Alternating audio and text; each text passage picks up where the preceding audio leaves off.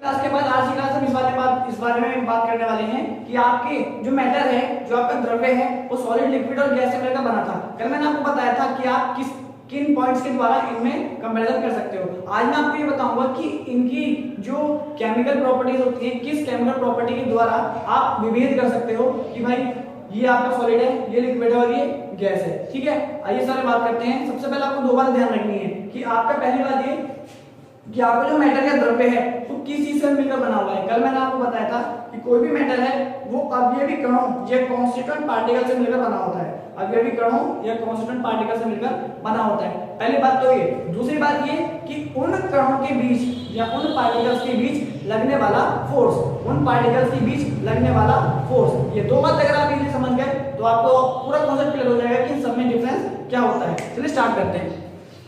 जैसा मैंने आपको बताया था कि आपके जो पार्टिकल, आपका जो मैटर है वो पार्टिकल से मिलकर बना होता है, जो कांस्टेंट पार्टिकल या अवयवी कण कहते हैं। दो बातें कौन कौन सी हैं वो आपको ध्यान रखनी है। पहली बात तो ये कि आपका जो मैटर है वो अवयवी कणों से मिलकर बना है। अवयवी कण, इसको इंग्लिश में कहते हैं कॉन्स्टिट्यूएंट पार्टिकल।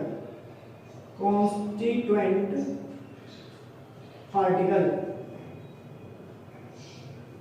यस। दूसरी बात,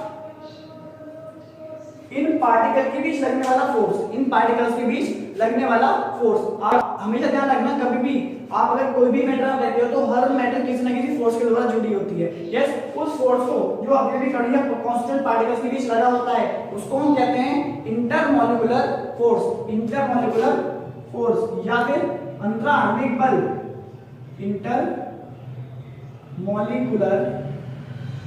फोर्स या अंतरा आणविक बल। यस, चलिए इंटरमॉलिक्यूलर फोर्स या अंतरा आणविक बल इनको कहा जाता है। किसके बीच कार्य करते हैं? ये अवयवी कणों के बीच। अभी अवयवी कण क्या है?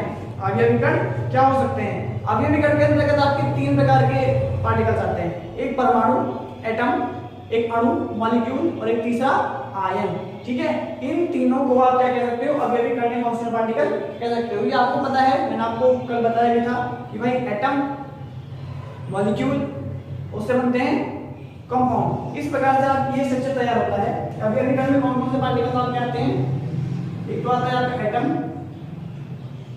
एक आते हैं आपके मॉलिक्यूल्स,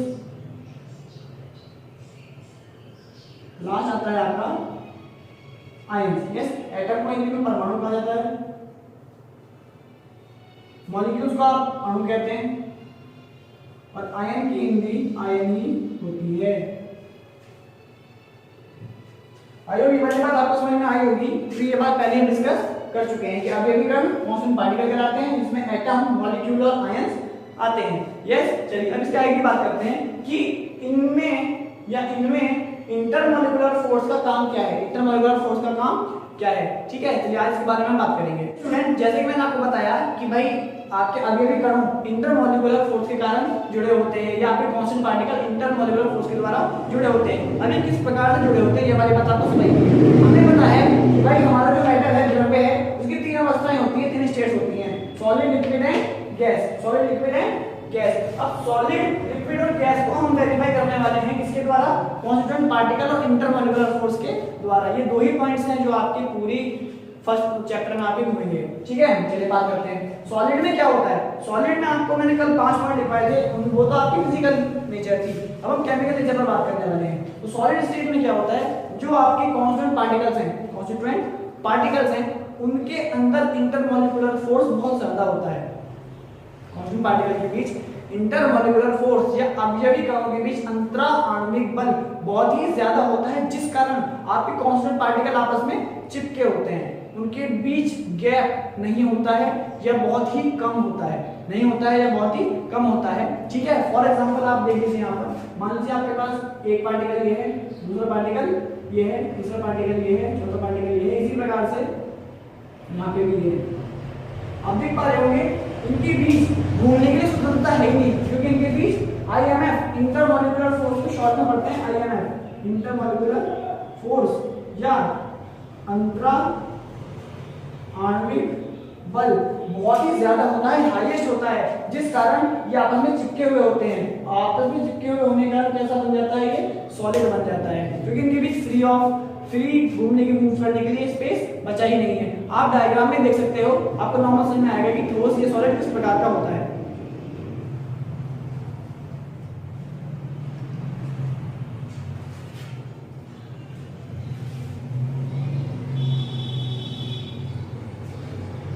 ओके स्टूडेंट, अब बात करते हैं लिक्विड की। लिक्विड में क्या होता है, सॉलिड से कंपेयर करी जाए तो लिक्विड के जो मॉलिक्यूल्स होते हैं उनके बीच इंटरमॉलिक्यूलर फोर्स या अंतराण्विक बल ठोसों की अपेक्षा या सॉलिड के कंपैरिजन में बहुत थोड़ा कम होता है, जिस कारण इसके मॉलिक्यूल्स के बीच थोड़ा गैप होता है और ये फ्लो करने के लिए थोड़ा बहुत स्वतंत्र होते हैं। ठीक है, जैसा कि आपने देखा होगा कोई भी लिक्विड है वो फ्लो कर सकता है, एक स्थान से दूसरे स्थान पे इजीली जा सकता है। ठीक है, क्यों? क्योंकि उनके बीच जो कांस्टेंट पार्टिकल्स हैं, अवयवी कण हैं, उनके बीच अंतरा आणविक बल या इंटरमॉलिक्यूलर फोर्स कम होता है, जिस कारण उसके कण एक दूसरे से थोड़ी दूरी बनाए रखते हैं। ठीक है, एग्जांपल से आप एक बार देख सकते हो सकता है कोई हमारे पास पॉट है जिसमें कोई भी लिक्विड भरा हुआ है, तो एक पार्टिकल यहाँ हो सकता है, दूसरा यहाँ हो सकता है, तीसरा यहाँ हो सकता है, चौथा यहाँ, पांचवा यहाँ, छठा यहाँ, सातवां यहाँ, इस प्रकार से हो सकते हैं। यानी कि मतलब ये है कि इनके बीच थोड़ा बहुत गैप आपको देखने को मिल जाएगा, जिस कारण आप इसको मिलाओगे तो ये फ्लो कर पाएगा। यस, बाकी आप चीज डायग्राम में देख सकते हो, आपको क्लियर हो जाएगा कि किस प्रकार से होते हैं।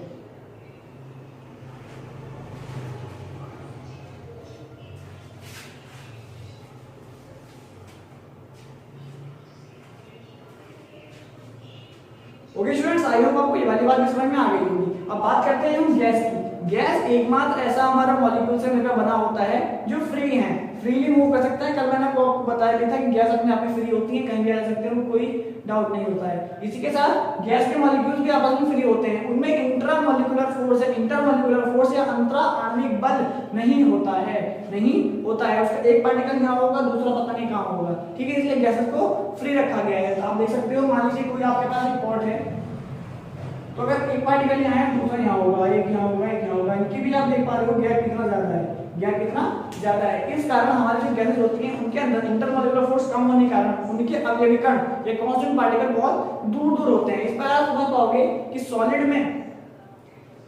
क्यों है, लिक्विड क्यों है, गैस क्यों है। सब कुछ डिपेंड करता है आपकी कांस्टेंट पार्टिकल और इंटरमॉलिक्यूलर फोर्स पर। यस, आई होप आपको ये बात समझ में आई होगी। आज के लिए इतना ही। कल हम पढ़ने वाले हैं लॉज मतलब अलग अलग टाइप के लॉज सबने अपने हिसाब से दिए थे, उसके बारे में हम डिस्कशन करेंगे। आज के लिए इतना ही। जय हिंद।